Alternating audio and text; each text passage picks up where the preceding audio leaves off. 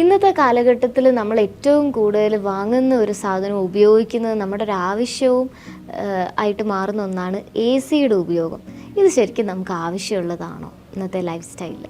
ഞാൻ ശരിക്കും പറഞ്ഞാൽ അതൊരു ശരിക്കും എ സി എന്ന് പറഞ്ഞ് പറ്റിക്കുക ആൾക്കാരെ. ഒന്ന് ആലോചിച്ചു, ഒരു 5 കൊല്ലം മുമ്പേ ചൂടുണ്ട്, തണുപ്പുണ്ട്, എല്ലാ സംഭവങ്ങളും ഉണ്ട്.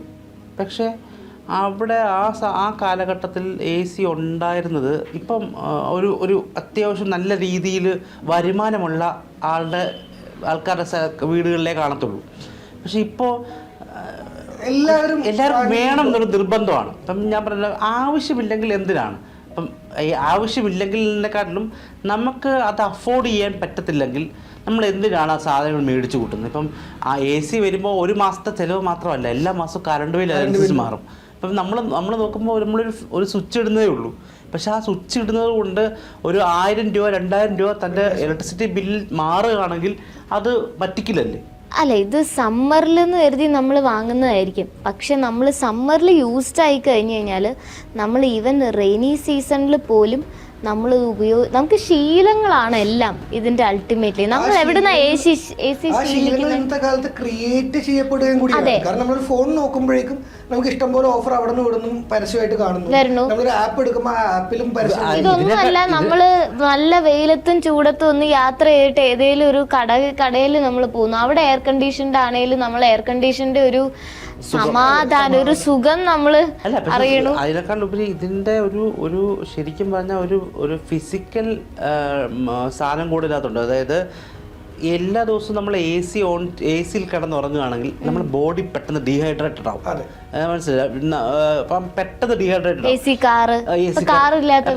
ഇല്ല. അപ്പൊ ഇതൊക്കെ എന്ന് പറഞ്ഞാൽ ഈ നമുക്ക് ഫിനാൻഷ്യലി മാത്രമല്ല, ഈ പറഞ്ഞ പോലെ നമ്മുടെ ഹെൽത്ത് വൈസ് കൂടെ ഇത് എൻവയോൺമെന്റ്, ഇതിൽ നിന്നുള്ള ഗ്യാസ് എമിഷൻസിന്റെ കാര്യമൊക്കെ. പക്ഷേ ഇത് ഇപ്പം ഒന്നീ നമ്മുടെ റോഡിൽ കൂടെ ഒന്ന് നടന്നു പോയാൽ എല്ലാ വീടുകളിലും എ സി കാണും.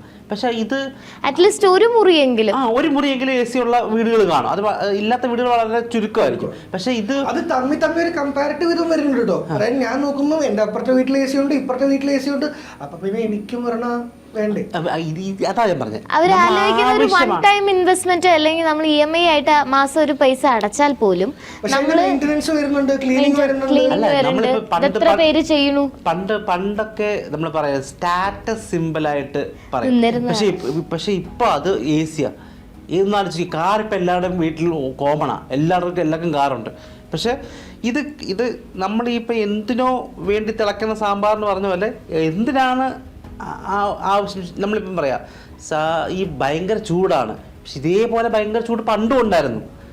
പാലക്കാടൊക്കെ അപ്പൊ ഉള്ള കാര്യങ്ങളാണ്. പക്ഷെ ഇത് നമ്മൾ പറയുമ്പം ഇത് ചൂടല്ലേ, എന്തോ നമ്മളെ ഈ കാലഘട്ടം മാറിയപ്പോഴത്തേക്ക് പെട്ടെന്ന് ഈ നമ്മുടെ ടോളറൻസ് ലെവൽ കുറഞ്ഞായിട്ട് കാരണം ഭയങ്കര നമ്മൾ ഈ പ്രത്യേകിച്ച് യങ്സ്റ്റേഴ്സ് ആക്ച്വലി ഒന്ന് വിദേശത്ത് താമസിച്ചിട്ടുള്ളവരായിരിക്കും. അപ്പോൾ അവർക്ക് ഇവിടുത്തെ ഹ്യൂമിഡിറ്റി പറ്റില്ല. അല്ലെങ്കിൽ ബാംഗ്ലൂർ പോലത്തെ സ്ഥലത്ത് താമസിച്ച് അവർക്ക് പ്രത്യേകിച്ച് IT പ്രൊഫഷണൽസ് കാലാവസ്ഥാ വ്യതിയാനവും നമുക്ക് മൊത്തത്തിൽ അവഗണിക്കാൻ പറ്റില്ല കേട്ടോ.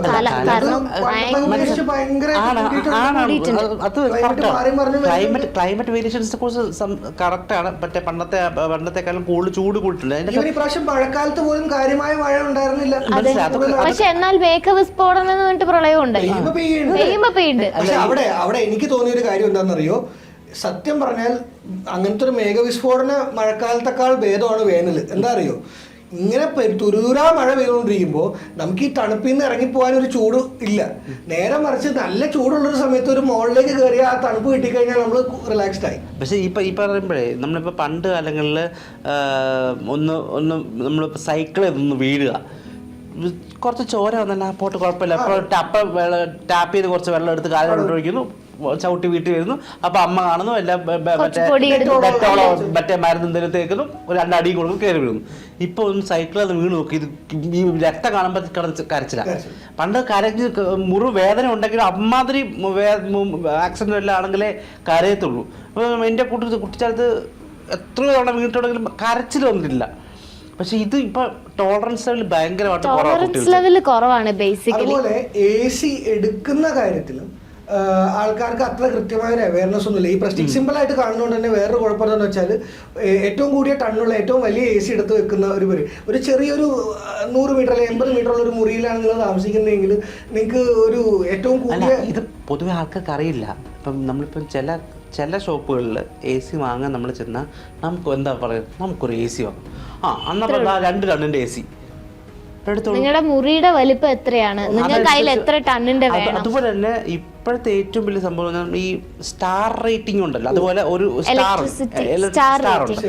ഈ സ്റ്റാർ നോക്കിയിട്ട് വേണം നമ്മൾ പർച്ചേസ് ചെയ്യാൻ. കാരണം ചിലതിന് കൺസംഷൻ കൂടുതലായിരിക്കും. അതെ, നമ്മൾ വെക്കുന്ന മുറിയുടെ, അതായത് ചില വീടുകളിൽ അവർ ഡൈനിങ് ഹാളിൽ വരെ AC വെക്കുന്നവരുണ്ട്. അത് ഞാൻ കണ്ടിട്ടുണ്ട്. അല്ല ഇപ്പൊ ലിഫ്റ്റ് വരെയുള്ള വീടുകളുണ്ട്.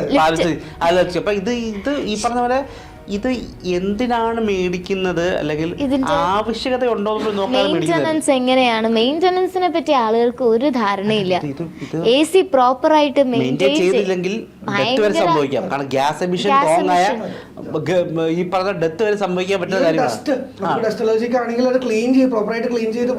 എവറി 6 months എങ്കിലും AC ക്ലീൻ ചെയ്യണം എന്നാണ്. ഇത് എത്ര പേര് ചെയ്യണു? ഈ പറയുന്ന കാര്യം നമ്മൾക്കിപ്പം ഇതൊക്കെ പറയുമെങ്കിലും ഇത് ആവശ്യമുണ്ടോ എന്ന് നമ്മൾ ചോദിച്ചാൽ നമ്മൾ വീട്ടിൽ പറയാണ് ഒരു AC വാങ്ങാം, എന്തിനാ? ഇത് സംസാരിക്കില്ല.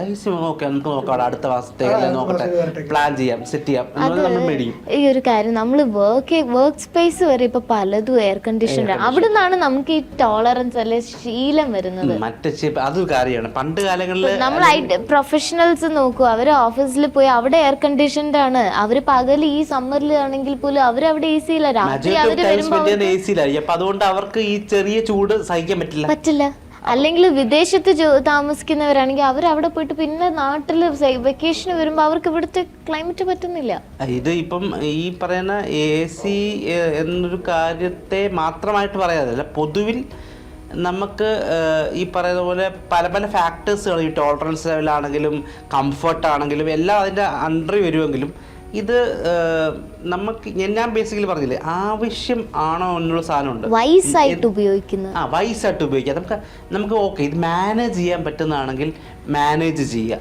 കാരണം ഇത് എല്ലാം കൂടെ മേടിച്ച് കൂട്ടി പൊല്യൂഷനും ഉണ്ടാക്കി നമുക്കൊരു കംഫർട്ട് എന്ന് പറഞ്ഞ ഒരു സാധനത്തിന് വേണ്ടി മാത്രം എല്ലാ കാര്യവും ചെയ്യാൻ പറ്റില്ല. കാരണം അത് നമ്മൾ സൊസൈറ്റി കൂടെ നോക്കണം, എന്ത് കാര്യം പറഞ്ഞാലും അതുകൂടെ നോക്കിയിട്ട് ഇത് പ്രവർത്തിക്കാൻ പറ്റില്ല. ഇത് ഉണ്ടാക്കുന്ന പരിണിതഫലങ്ങൾ ദൂരവ്യാപകമാണല്ലോ, നമ്മൾ അറിയുന്നില്ല എന്നേ ഉള്ളൂ. അടുത്തൊരു 3 years അതിന്റെ ഇമ്പാക്ട് വരും എന്നുള്ളത് ഉറപ്പാണ്. അപ്പം AC ആണെങ്കിലും എന്താണെങ്കിലും വൈസറായിട്ട് മേടിക്കാൻ ആവശ്യമുണ്ടോ, അതിൻ്റെ മാനേജ് ചെയ്യാൻ പറ്റുന്നതാണെങ്കിൽ. ഇപ്പം നമ്മൾക്കിപ്പം ഓക്കെ നമ്മൾ നമുക്ക് അത്യാവശ്യം നല്ല രീതിയിൽ ഏർണിങ്സ് ഉണ്ട്, സ്ഥിര വരുമാനം ഭയങ്കരമായിട്ടുണ്ട്, ഇപ്പം നമ്മൾ പറയുന്നത് കോടീശ്വരന്മാരാണ്, അവർക്കാണെങ്കിൽ ഓക്കെ. ഇപ്പം നമുക്കിപ്പം ഈ പറഞ്ഞ പോലെ അവർക്ക് നോക്കേണ്ട ആവശ്യമില്ല, അവർക്ക് പൈസ ഫ്ലോ ഉണ്ട്, ക്യാഷ് ഫ്ലോ ഉണ്ട്, അവർക്ക് ചെയ്യാം. പക്ഷേ ഈ പറഞ്ഞ പോലെ നമ്മൾക്കൊരു സ്റ്റാറ്റസ് സിമ്പിളായിട്ട് ഇങ്ങനത്തെ കാര്യങ്ങൾ ഉപയോഗിക്കാതിരിക്കുന്നതാണ് എൻ്റെ ഒരു ഐഡിയ.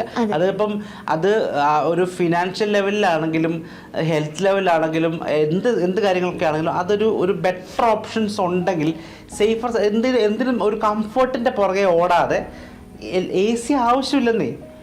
ചിലപ്പോൾ ഫാൻ മതിയായിരിക്കും, ആ ഫാനിൽ സ്പീഡ് ഉണ്ടാവും. അപ്പൊ അത് ചിലപ്പോൾ അത് അക്സെപ്റ്റ് ചെയ്യാൻ ഈ പറഞ്ഞ ടോളറൻസ് ലെവൽ അല്ലെങ്കിൽ വേണ്ട, എന്തിനാ പെട്ടെന്ന് കംഫർട്ട്, ആ കംഫർട്ടിന്റെ പുറകെ പോകാൻ വേണ്ടി. പ്രത്യേകിച്ച് വീട് വെക്കുവാണെങ്കിലോ അല്ലെങ്കിൽ വാടകയ്ക്ക് പോവുകയാണെങ്കിലോ അങ്ങനത്തെ വീട് നോക്കി അങ്ങനത്തെ ലൊക്കേഷൻ നോക്കി എടുക്കുക. തുറസായ ജനലുകളുള്ള ഒരു ഓപ്പണിംഗ് ഉള്ള കാറ്റ് കയറാൻ സൗകര്യമുള്ള വീട് നോക്കി താമസിക്കുകയാണെങ്കിൽ AC ഇല്ലാതെ നമുക്ക് വേനൽക്കാലം ആണെങ്കിലും കഴിച്ചു കൂട്ടാൻ പറ്റും, എങ്ങനെയും അഡ്ജസ്റ്റ് ചെയ്യാൻ പറ്റും. അത് മാൻ തിങ്ക് അബൌട്ട് ദ എൻവയോൺമെന്റൽ ഇമ്പാക്ട്സ് ഇൻ ദ ഫ്യൂച്ചർ. അതാണ് അതിന്റെ മേജർ കൺസിഡറേഷൻ. നമ്മുടെ പൈസ ഉണ്ട്, നമ്മൾ വാങ്ങുക, അല്ലെങ്കിൽ നമ്മളെല്ലാ സ്ഥലവും എയർ കണ്ടീഷൻഡ് ആക്കുക എന്നുള്ളതല്ല. നമ്മളെപ്പോലെ തന്നെ പൈസയുള്ള എല്ലാവരും ഇങ്ങനെ ചെയ്തു തുടങ്ങിക്കഴിഞ്ഞാൽ നമ്മുടെ നാടിൻ്റെ ഇപ്പം തന്നെ നമ്മുടെ നാട് ഇനി വരുന്നൊരു തലമുറയ്ക്ക് ഇവിടെ വാസം സാധ്യമോ എന്നുള്ള അവസ്ഥ. അപ്പോൾ ഇങ്ങനെ ഒരു ഇമ്പാക്റ്റിൽ നമ്മൾ ഇലക്ട്രോണിക്സ്, ഈ വേസ്റ്റ് എന്ന് പറയുന്ന കാര്യം എവിടെ കൊണ്ട് തള്ളും?